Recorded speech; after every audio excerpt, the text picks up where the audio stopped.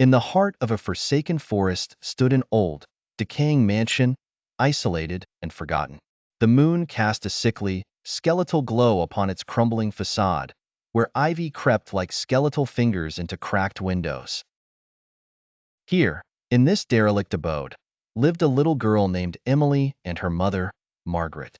Their arrival had been recent, seeking refuge from a past they quietly buried.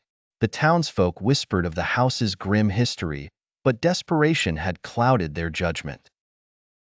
On their first night, a chilling silence enveloped them. As the grandfather clock struck midnight, an icy draft swept through the brittle walls, whispering secrets long lost. Emily, clutching her worn teddy bear, tiptoed out of her room, drawn to an ethereal melody echoing down the dark, endless corridor. Her pale face reflected the fear and curiosity battling within her innocent eyes.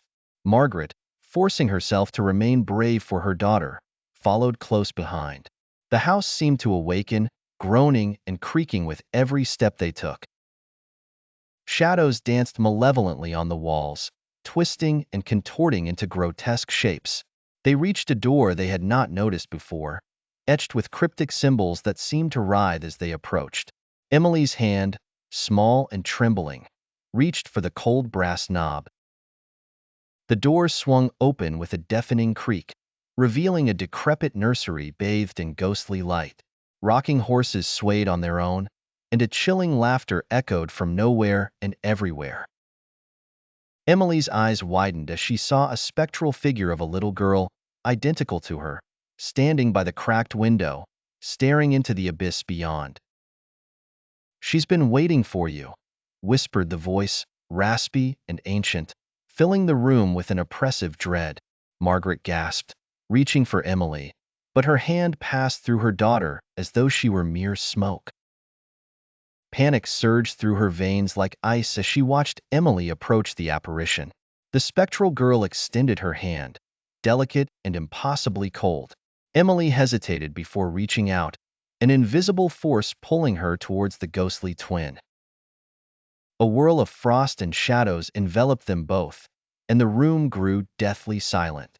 Margaret, transfixed by the horror, felt the world waver around her.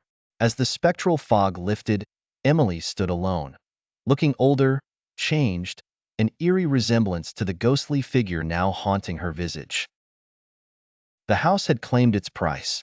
Margaret stumbled back, tears streaming down her face, the horror of the truth gnawing at her sanity. She understood now. The house was not just haunted. It was alive, feeding on fear, and her precious Emily had become part of its dark tapestry. The moonlight dimmed as the house settled back into its chilling silence, another soul entwined in its unending nightmare.